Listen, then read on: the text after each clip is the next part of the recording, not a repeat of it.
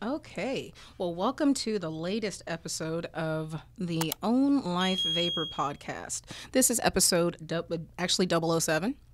And I am your host, Jones Randall of Mount Baker Vapor. I'm the director of sales here. I've been personally vaping for over 7 years. I used vaping to stop smoking cigarettes, so I'm living proof that vape actually saves lives.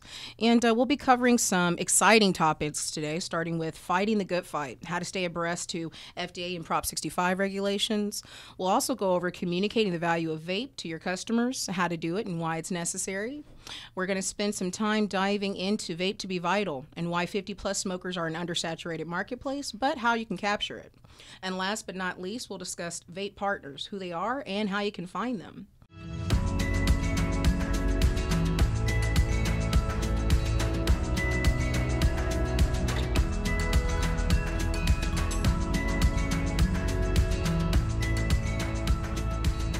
And with me today, I have Dave Morris here of Vape Gravy. If Dave, you want to tell everybody who you are and kind of give us a little bit of a plug into what you're doing here with us? Well, you totally spoiled it. I am Dave Morris. I'm the owner of Vape Gravy. I got to be honest, I'm not even sure, at this point, what capacity I'm supposed to be talking. I'm the owner of Vape Gravy. I'm the vice president of Safada. I'm the vice president of the Arizona Smoke-Free Business Alliance, and I'm the president of the Vape Vet Project. See, I feel like a slacker now. I only have one title. I thought director of sales was kind of cool. No, it totally is. No, I'm totally just padding my resume anyway. Exactly, man. But anyway. Well, hey, we will jump right on in. Cool. Is there any other information you want to give us about your company? Anything exciting going on with you guys right now? It's always hard to answer that question because I feel like if I just kind of speak from the heart, it's going to sound like every single business owner ever. I'm just going to say, oh yeah, we have the best juice at the best price, and you should totally check it out. And all of that's true. At least I believe it's true. But I don't know. That's kind of a hard thing. We're I guess exciting news and stuff like that. We're doing some pretty big pushes into some other states. We're looking at Tennessee, Kentucky, Colorado, and Texas right now. Awesome. Just based on some of our demographic research, we noticed that those states have kind of higher concentrations of the people that seem to enjoy our juice the most. So awesome. If you're from one of those states, look for it soon. If you are from one of those states or not, you can also find it on this great website that I heard of called mountbakervapor.com. Oh, awesome. I believe that you are correct. You can find all of your amazing juices. Well, guys, let's jump into our first topic today. And the first one is fighting the good fight with the FDA and, by extension, the state of California. As I'm sure you guys are all aware, the FDA has started to set up enforcement contractors to go out into each state and ensure compliance to their regulations. And from our standpoint, please let me know if you agree, Dave, that the FDA and, like I said, by extension, state of California, they've become sort of like this prize fighter that's looking to land a few good punches into the gut of our industry.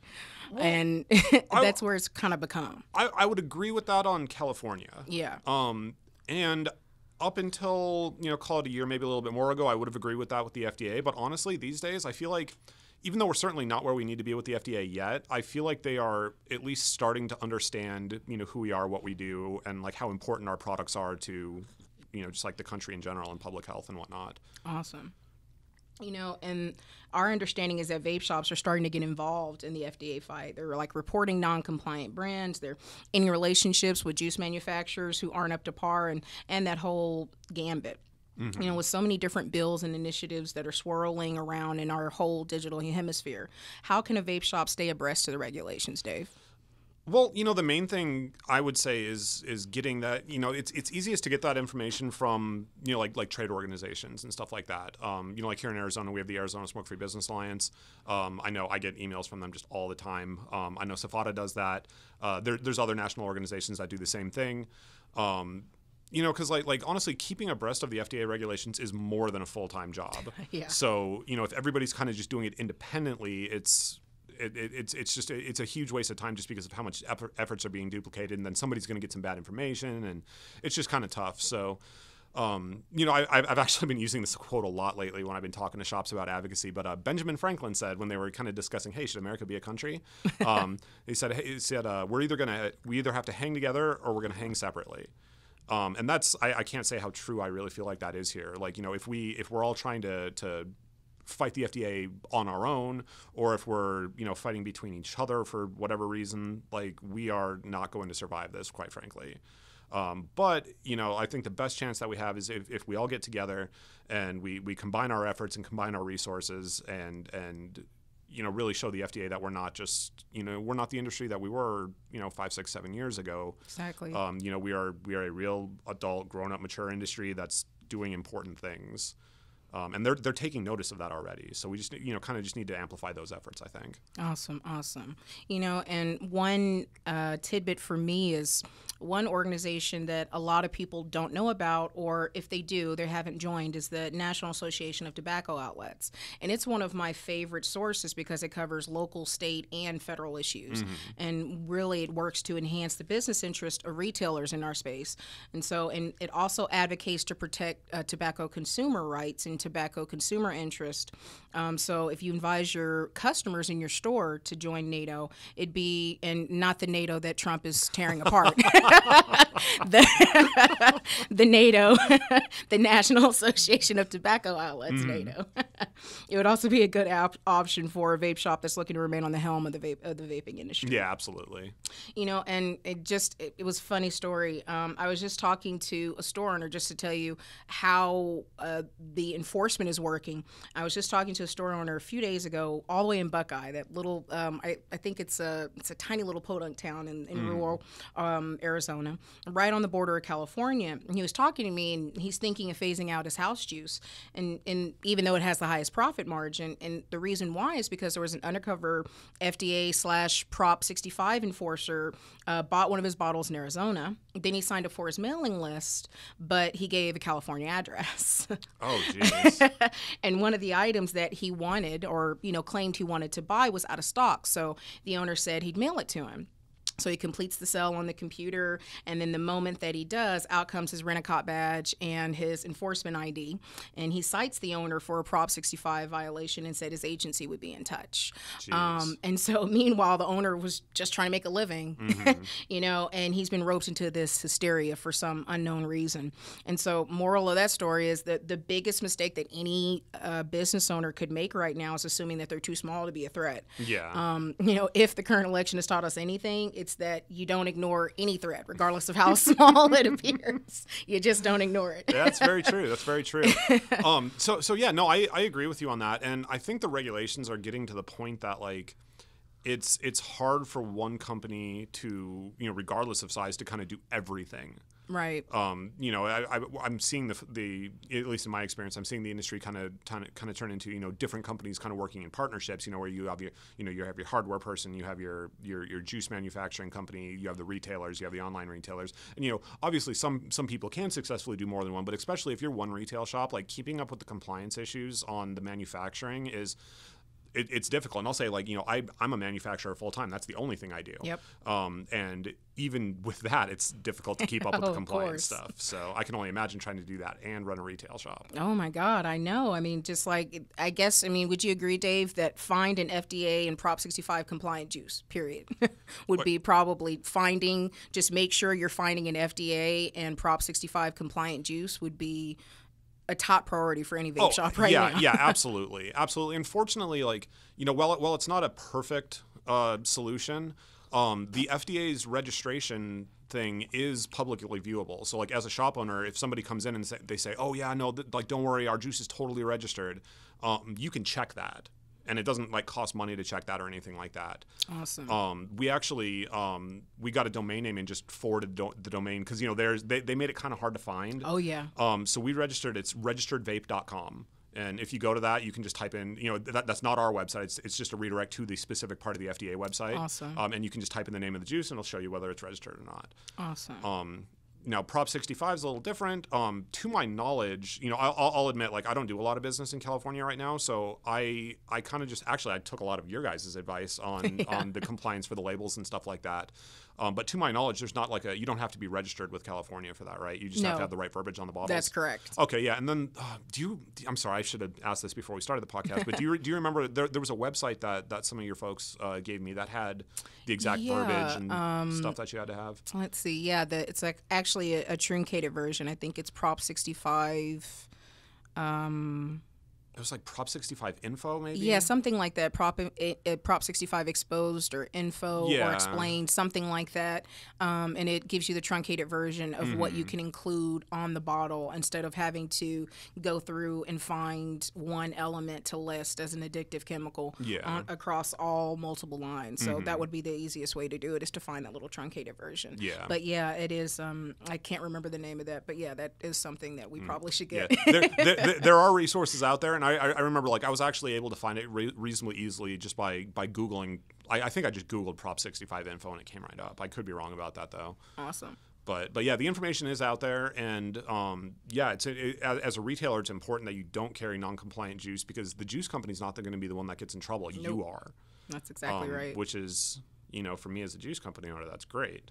But no, I'm totally kidding. It's been terrible for us too, because all this time that I could be spent on marketing my product and selling my product, I've had to spend on paperwork and compliance stuff and like all that. That's not why I got in this industry. And I understand it's necessary, but it's like, oh, come on, man. We got into this industry because it's fun. It's fun. Yeah. It's exciting. It helps people. Yeah. And like, this is a product that, I heard you say a second ago, but like same here with me. Like I quit smoking with this. I tried a lot of other stuff that was, the official, like the Chantix and the gum and the patch and stuff like that. And none of that stuff worked for me. But, this stuff was successfully got me off of cigarettes. So, I owe a personal debt to the industry in that respect. I do too. That's really how I feel. You were talking about with one store, a single retail store, this would be crazy, just the sheer amount of work and man hours that it would take to go through ingredients, recipes, chemical breakdowns, part numbers. It's going to likely make just any, just regular house juice manufacturer pull their hair out. Yeah. And absolutely. So, my advice would be to avoid it altogether by doing, no more do-it-yourself juices. Mount Baker Vapor and Vape Gravy just happen to be compliant. That was on purpose. We made sure that we were compliant. Oh yeah. I've had a lot of conversations with your guys about compliance stuff, and like I gotta say, like, at first everyone was just like, hey Dave, I'm sorry, like I don't want to bring this up again, but like question about this thing, and I was like, no man, like it is awesome that somebody in the industry is actually passionate about and caring about this stuff enough to actually do the work to make this happen, because I feel like it might be a conservative estimate to say that 90% of the industry is either not doing it or not doing it right. I think that's correct as well. I mean, it's just as many vape shop owners that I talk to, and I see there's we'll deal with it when it comes. It's more like, hey, we're trying to help you guys be proactive. We're looking for partners because we're trying to protect the industry, and kind of leaving ourselves out there just flailing in the wind. Yeah. It just, to me, it doesn't suit us well at all, or doing our industry a disservice if we're just kind of like blowing this off instead of trying to find a way to make it work. And I got to say, that's one of the things I really respect about your company is like, I've been doing business with you guys for a couple of years now, but when I first, when me and Mount Baker first met and started doing business, one of the first things you guys said to me was, how can we help you? And it wasn't in that like customer service kind of placating way. Like, no, you legitimately were like, because I was like, well, I don't know, like I'm trying to sell some juice here, but so that would help. But they were like, no, like what can we do to make it easier for small businesses and stuff like that? And that's really cool, because I feel like a lot of the people out there, even the ones that do understand the compliance stuff, they're kind of banking on the fact that everybody else is going to get it wrong and they're going to get fined out of business, and then they're going to be, they're going to be the Highlander. They're going to be the only one left. And then they're just going to take over the industry and, buy a yacht or whatever. And like, Exactly. that sounds cool, but like without every step in the chain, the whole industry falls apart. Like as a juice company here, if I learn something key about the FDA and I keep it to myself and all the retail stores go out of business, who do I sell to? Exactly. Like we need, and not just that, but like we need other juice companies. As cool as at first glance, it would be great if I could just say, oh yeah, I'll be the only juice company left, me and Mount Baker, Do you want that pressure? Like, honestly. No, I don't. I don't want to be the only juice line standing up against big tobacco. Exactly. I just don't. Like, I don't get people who are like, oh, I'm counting on everybody else falling out of the industry. No, I'm counting on finding passionate partners who are willing to fight this tooth and nail with me, because I'm not going anywhere. Mount Baker Vapor's not going anywhere. We're sticking around. Yeah, so and it's like, it just makes sense. It's scary enough, going up against the FDA with, thousands of like-minded people with me. Like, I don't want to do that by myself. Exactly. There's no way. Yeah. There's no way. There is no way. And that's exactly why fighting the good fight, staying abreast on regulations are exactly what we need. Absolutely. In order to stay ahead of this as an industry. Mm-hmm. Well, we're going to jump to our second topic, communicating value to your customers. A recent study by Altria, it shows that a whopping 62% of smokers think that vaping is just as harmful as cigarettes. Mm-hmm. And some of the vape shops that we talk to are asking about communicating that value to customers in order to move their product. In my mind, value in our industry usually equates to like a gain in livelihood or a reduction in harm to consumer, but we also know that value means different things to different people. Mm-hmm. One way of communicating value is presenting your brand as a solution to a problem that they need to solve. For example, want to quit smoking? You and I did. Mm-hmm. Just ask us how. That right there, boom, value presented. Right. And you've just told that customer that you can help them quit smoking. Therefore, you're building value in you and your brand. And for me, I think it's important to understand how you're perceived to your customer base. Wouldn't you agree, Dave? Yeah, no, it's definitely important. There's a lot of misinformation out there, unfortunately. And unfortunately, I think the majority of the misinformation, it comes from a good place, but it ends up they're doing the wrong thing for the right reason, if that makes sense. It does. They're a lot of the anti vaping people they are very passionate about keeping kids safe. And that's a great goal to have. I'm never going to be like, oh yeah, screw the kids. Like, it's not like that at all. They're right. So you're not going to pull them along your Trump and you're saying I don't care. Okay, so you're not doing that. No, it's a good goal. Like, I think we all have the same goal. Like, I would love to say, in my best. If in the best hope scenario, what happens is, 20, 30 years from now, the vape industry falls apart entirely because it's no longer necessary. Right. This is not supposed to be a alternative to more harmful nicotine containing things necessarily. It's supposed to be a transition, and exactly. It's not, and it's up to every individual user how long that transition is, but it's just a tool that's available for people that want to make potentially healthier choices for themselves. Exactly. So I think it's pretty obvious to everybody now that cigarettes are not safe. It's one of the only products in the world that, when used as designed and directed, will kill you. Yeah. That just blows my mind every time I think about it like that. But I think. Humanity in general, and maybe a little bit more so in this country, we have this idea that if you've made a mistake, you should be punished for it. So if you decided to start smoking when you were much younger, now it should be difficult to quit. Right. Because you have to pay for your mistake. And I don't really have an opinion either way on that topic of thought, I guess. But because what I'm trying to focus on is now, if you want to quit smoking and you want to make healthier choices just in general in your life, how can we help that and make that easier so it's attainable? Sorry, I know I just went way off topic. Oh, no, it's totally cool because part of that is building value in the product, is understanding how it impacts every facet of a person's life. Yeah. You really can't communicate value if you don't understand that. Mm-hmm. If you're, we both are former smokers, so we both understand the craving for nicotine. We both understand if you're a hand-to-mouth person, we understand all of that. So it helps us to communicate value to that. With this, when selling juice or hardware for most vape shops, and please tell me if you agree that we want to make sure the customer knows what's in it for them, how it'll make their life better, and then we want to end whatever pitch we're giving to that customer so they can use their product or service to achieve whatever you've presented to them. Wouldn't you agree that would be the best way to present it? Absolutely, yeah. I think a factual, what's the term that I heard recently?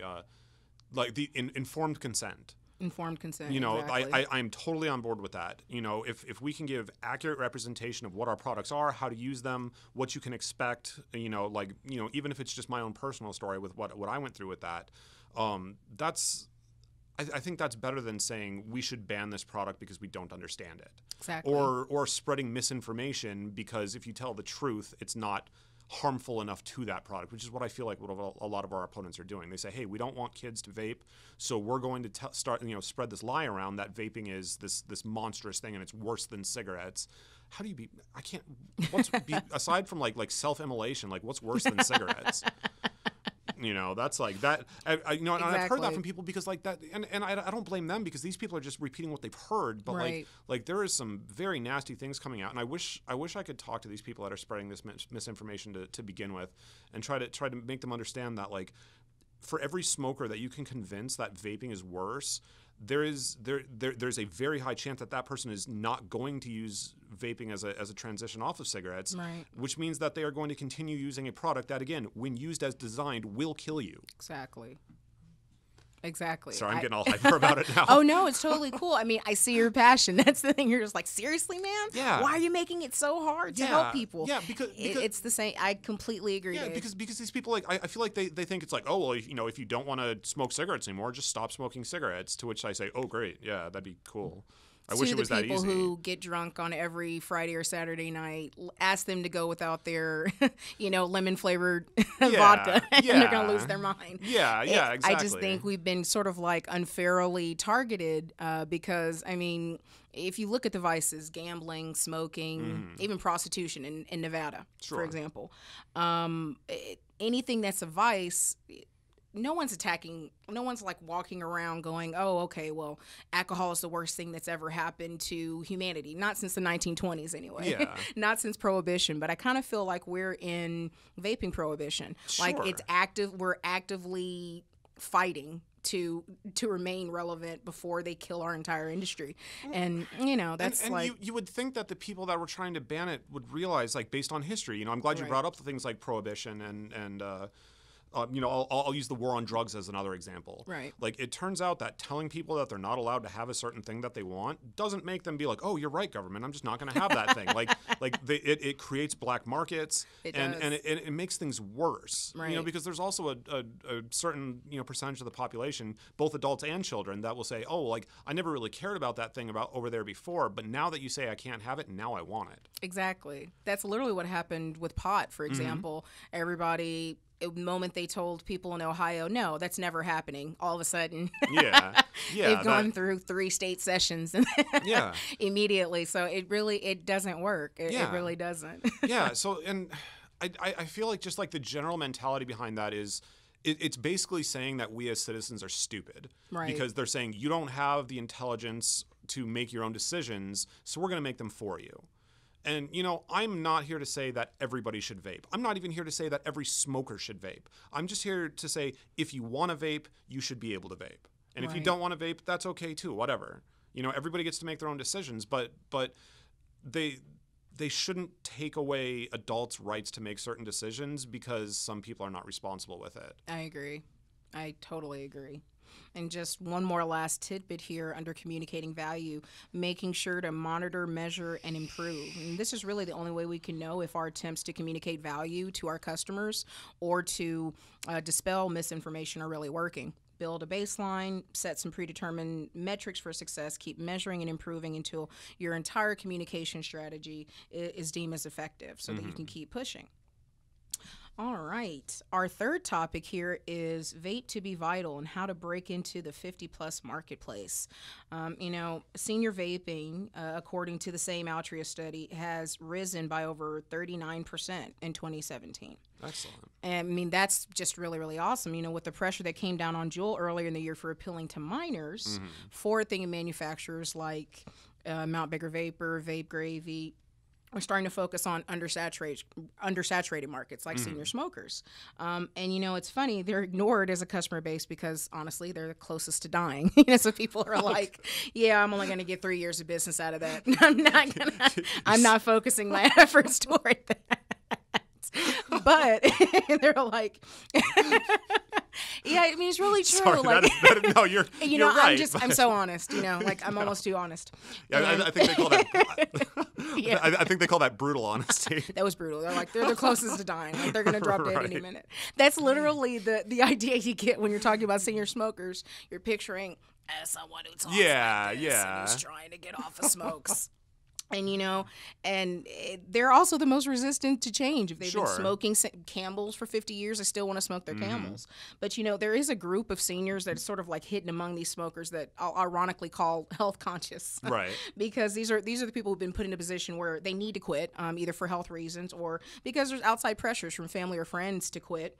But, any senior that hasn't given vaping a chance is doing themselves a disservice. And let me know if you agree that any shop that hasn't focused on seniors at all or giving them a second thought is also selling themselves short. Well, I absolutely agree with both of those things. And fortunately, I think we are seeing, and that statistic that you just brought up is showing, kind of proving what I was kind of already noticing just from, eyewitness testimony or whatever you call it, anecdotal evidence. There we go. That vaping is not age specific. As long as you're an adult and you're looking for a different source of nicotine than combustible tobacco, like great, do it. I think I can see why we had the problem that we did in the first place, because like when vaping first became a thing, it was kind of this very niche thing for like the edgy 19-year-olds with face tattoos and stuff like that. Exactly. And I think that did us a disservice because it dissuaded people who didn't want to be associated with that image from trying the products in the first place. Exactly. But every day we are becoming more and more of a mainstream like industry, and I'm proud to say, like, I see people with gray hair vaping all the time now.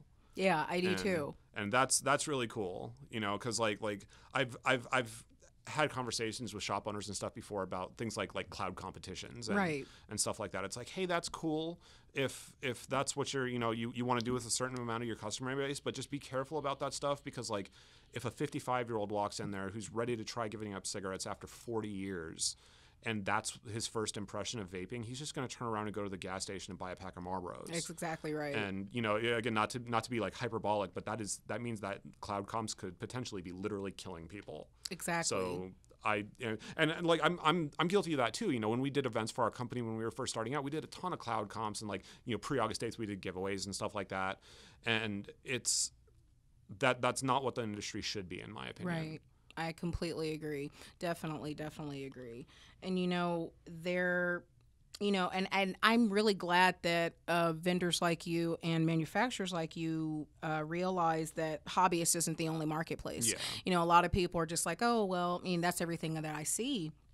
But the good thing about it with the 50-plus marketplace, there are a couple of techniques where you can do to kind of get involved with seniors. You can start talking to your local chamber of commerce because they're going to know local networking opportunities for the shop, and then which businesses may be interested in focusing on a similar arena.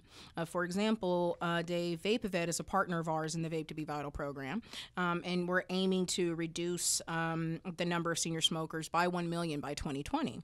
And so, so great. Yeah, that is our goal, and we're going to be fighting tooth and nail to make sure we make it. I got to say, that's a really ambitious goal. And if any company besides like Mount Baker Vapor told me that I'd be like, yeah, right, okay, whatever. But like, I'm interested to see what you guys are going to do, because you certainly have the potential to achieve that. Yeah, and that's exactly what we want to do. And we just feel that, if we can use our size for anything, the big dinosaur in the industry that's been around, if we can use our size for anything, it's to help people. Yeah. And, that's literally just to tell you a little bit more about me. I'm new to Mount Baker Vapor. I've only been here since February. And my goal was to come on to literally build a completely different business-to-business marketplace for Mount Baker Vapor, which is what we're doing.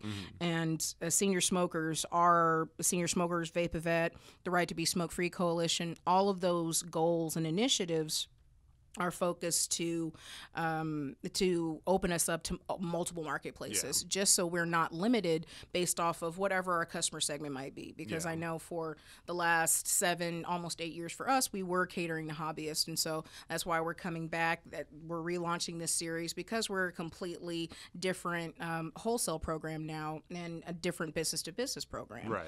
And so, especially like, for example, if you want to take interest in senior activities, senior rec centers are a really good way to gauge what seniors in your area are doing.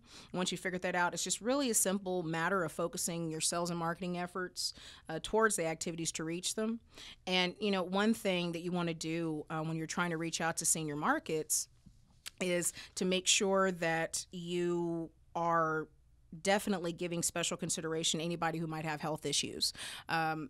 I know, for example, a friend of mine has asthma, and her husband's a smoker, and he's been trying to get off of cigarettes for the past 25 years. That doesn't seem like a very good mix. It's not. I'm like, seriously? Like, when they got married, it's been 20 years, and when she got married to him, I was like, oh, okay, so the person who can't run 5 feet is marrying a smoker who smokes 2 packs a day. Yeah. So I don't see that lasting, but unfortunately it's been 20 years and they're still together.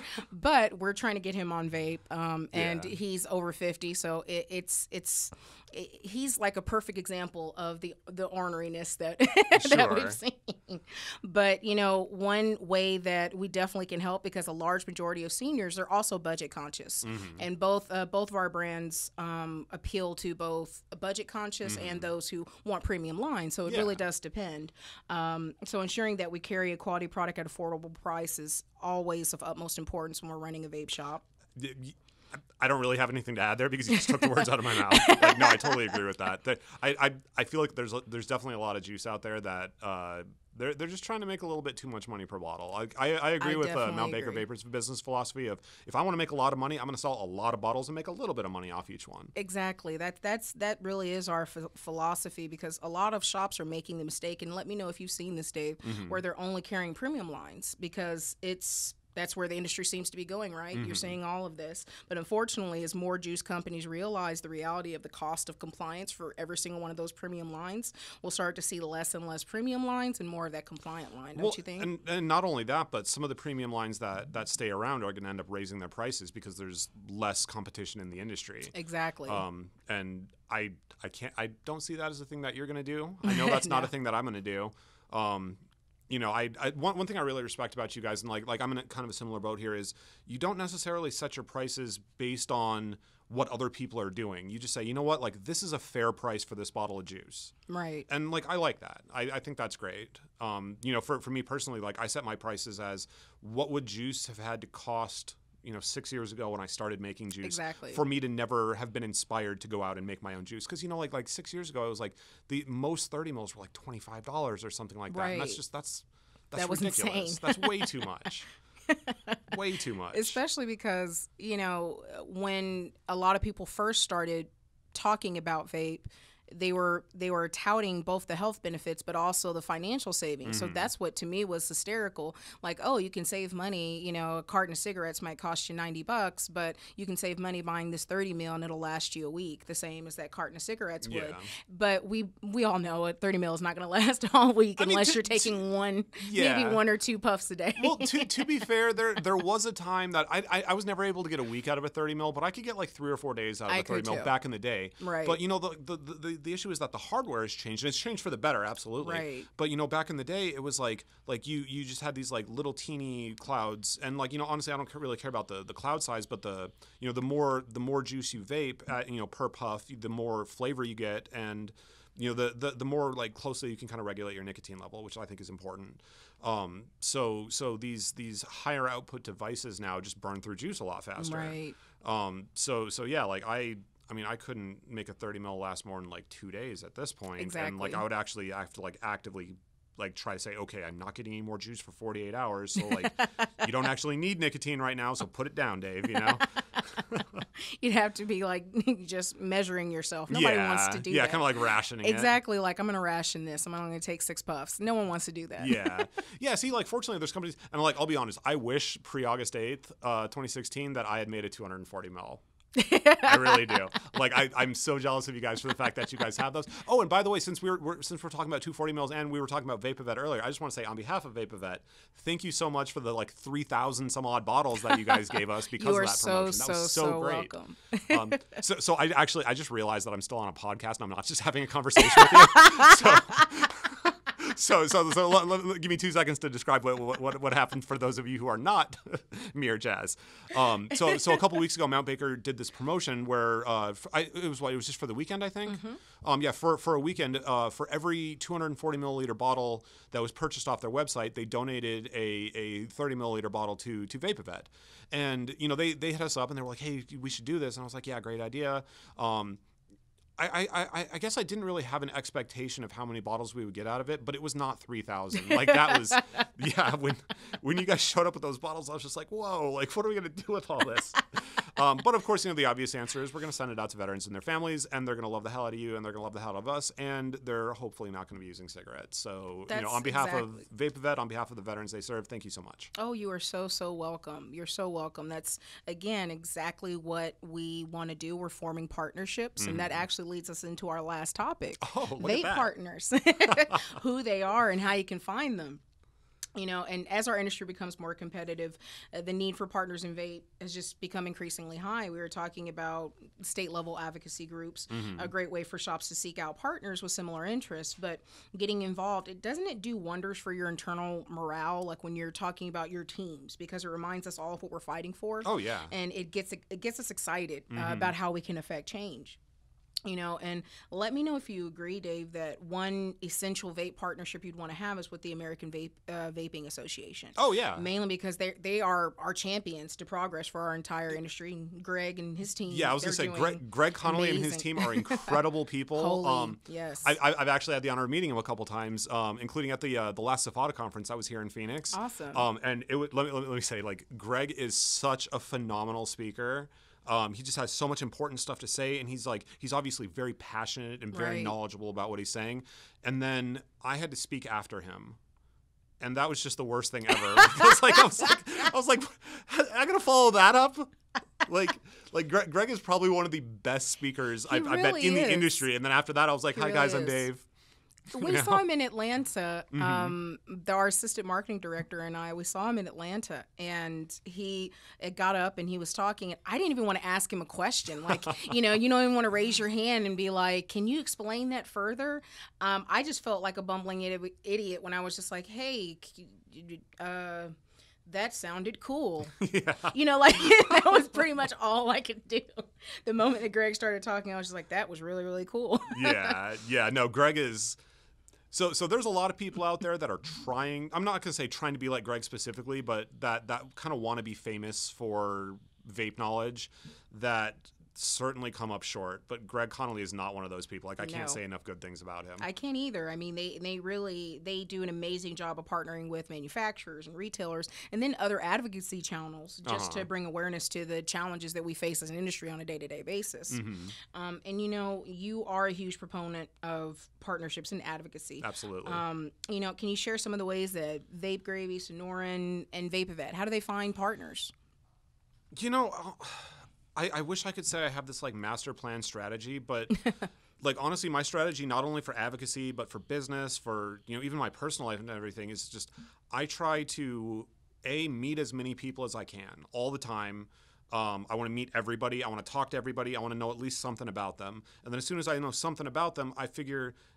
And this is going to sound a little bit cold, but it's the exact opposite, I promise. But like, as soon as I know something about you, I think like, how can we work together? What can we do together? Like, how can I benefit in some way from knowing you?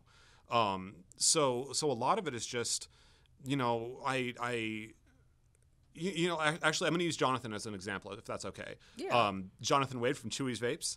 He's actually sitting very quietly in the corner of the room here right now. But so I met Jonathan because he moved here from Louisiana, and he hit up the Arizona Smoke-Free Business Alliance to join, making him the only person to join that I did not know until after he joined. Which, and that alone was really cool. But what that said... That was kick-ass, Jonathan. Yeah. I mean, like, that is, like, the best thing ever. Yeah. Like, I just wanted to, like, say that because that was just so proactive. Great? Yeah, just like, I'm going to stand up and, like, this is where I'm coming. I need to get involved. That was cool. Yeah. That was phenomenal. So I just figured, if he is that type of person, like, he's one of the people that's going to be super passionate about advocacy, which we really need because there's a lot of stuff that just like we need people to kind of do more or less like grunt work. We just need people to put in the time and the effort and stuff like that. So I was like, yeah, Jonathan's going to be one of those people. Like he's ready, willing, and able. So like that's a great way to do it. Now, as far as like organization partnerships, it's more. I think for those, it turns into. Who's the right organization to work with on this specific project, right? And then as you develop more relationships with people within that organization, you learn more about them. Then there's going to be more and more opportunities for collaboration. Exactly. But at the end of the day, like there is nothing, at this stage and this time in the industry, there's nothing more important than collaborations. I agree. Because like we were talking about before, like we are never going to succeed and survive on our own. Right. Whether you're a small company, a medium-sized company, or Mount Baker Vapor, like nobody is going to survive on their own. Like we have to band together. If you're the biggest person in the country, if you're like, an NBA player, an NFL player, or something like that, you're not going to want to, go to war with another country by yourself. No, LeBron's not going to face the Germans. Yeah, exactly. He's not going over there like, with my basketball, I'm going to defeat everyone. I mean, he wouldn't do that. He's not going against Curry and his team. He's not doing that by himself. He's bringing the rest of the Cavaliers with him. At the end of the day, if you think your company is so great that you can single-handedly take on the FDA, you're wrong.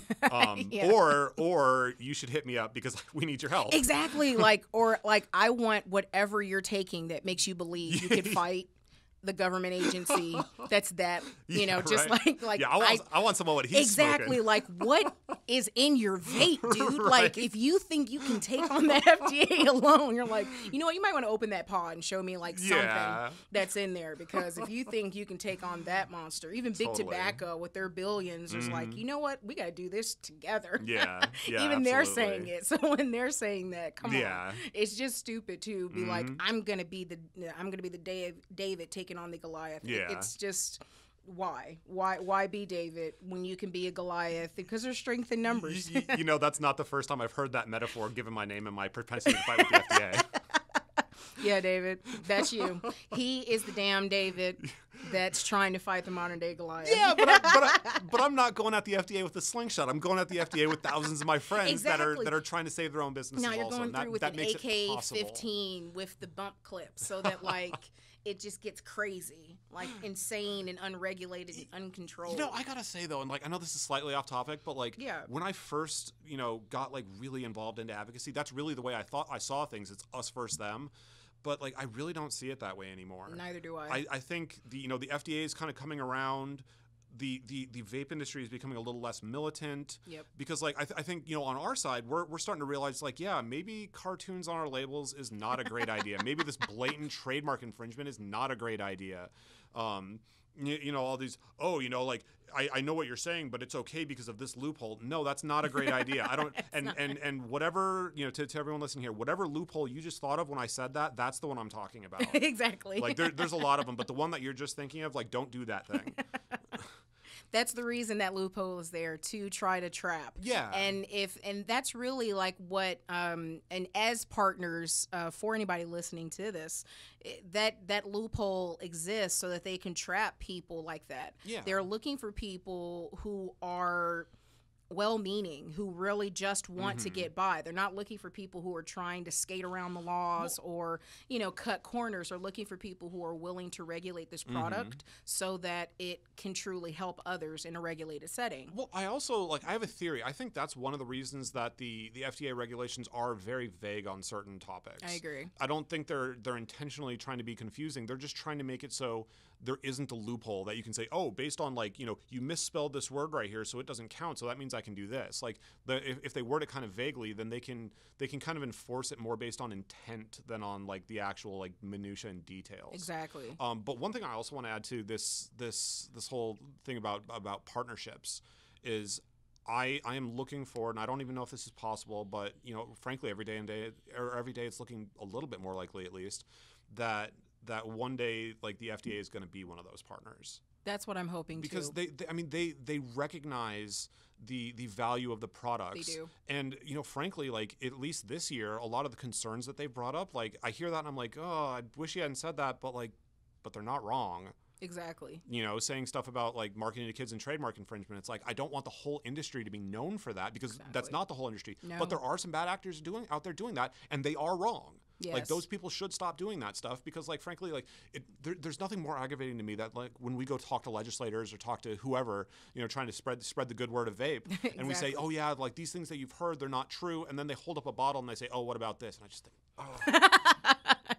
Oh yeah, just damn it. There's one that looks like garbage like Garbage Pail Kids, like it just looks reminiscent of it, and I was Yeah. just like, come on, like I remember that. I was like, Yeah. I shouldn't have been watching Garbage Pail Kids at like 7 because it was Yeah. more of an adult show. Yeah, so but still, let me do another one of these vague throw out things. Like if your branding reminds you of anything else, don't do that. exactly. Like, I'm not saying you shouldn't do it because I don't like that. I'm saying don't do that because the FDA doesn't like that. They've already sent out warning letters to several companies and made them change their branding, and it's making us look bad. Like, the bottom line is, if we can show that we actually can self-regulate, like the FDA is a bureaucracy. They don't want to do work. They don't want to No. do anything. Nobody does. But like if we could solve the problems that our industry have on our own, we wouldn't need the FDA to do these things.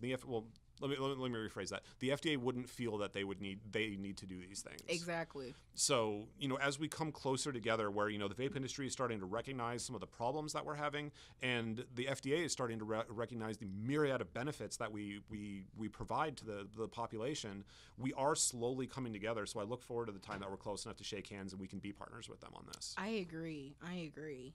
And another tidbit that might help for our brick and mortar retailers, one obvious partner is online retailers, and they make ideal partners for selling your juice to a wider audience. Absolutely. Not to mention many juice manufacturers, just like Vape Gravy and Mount Baker Vapor, we use our social and digital presence to drive business through the doors of partner vape shops. And, we want to make sure that you aren't just limiting yourself to your house juice alone, because that's what a lot of vape shops are doing. They're trying to protect the profit margins, limiting themselves to their only house juice. But one thing that we both know about the industry is that vapors demand variety. Isn't that right, Dave? Absolutely. And so one question we get a lot is, how do you partner with the juice manufacturers? Well, make sure you're carrying their juice in the store. Ask if it includes any marketing assistance or support that comes along with that juice investment. Because if there is none, then it's very safe to say that this is not a brand you're going to want to partner with. Absolutely. If there any juice line that can't afford to promote its own brand in your store is questionable at best and non-compliant at worst. Very true. Very And, true. and another thing is partnerships. When you agree, they don't just happen overnight. And No, you have to of put course in the not. work. So start hitting them up with someone who's influential in our industry, maybe with a Facebook message, a LinkedIn message, a tweet, and let them know that you'd love to connect and share ideas. And by the way, to any listeners out there in the hemisphere, if you guys have any ideas for the podcast or just general comments to share, send an email to wholesale@mountbakervapor.com, or that's wholesale@mtbakervapor.com, or just hit us up on any of our social media channels for the fastest response. But I think that is pretty much the last thing I wanted to cover with you, Dave. You guys also have a really cool Facebook group too. Yes, we do. I believe it's Vaping with Mount Baker Vapor e-Juice, I believe is the name of it. Thank you for the plug. Yes, I've had a lot of fun in that group. It's great, lots of information, and unless you guys stop doing it, I think you guys used to put your little discount codes in there too. We do. We definitely put discount codes in there. So one that will be created for this podcast is B2B Podcast 2018, which will give you 20% off of your of one item in our store. Look at that. So if you use B2B Podcast 2018 as a coupon code, you will get 20% off an item. But we're going to, I think, wrap this up. This will be our latest episode of OwnLife Vapor Podcast. Thanks again, Dave, for joining us. Thank you for having me. Oh, of course. And this was episode 007. And I don't really know what else to do but say keep calm and vape on. Yes. And have a great rest of your day, everybody. Bye, guys. Bye.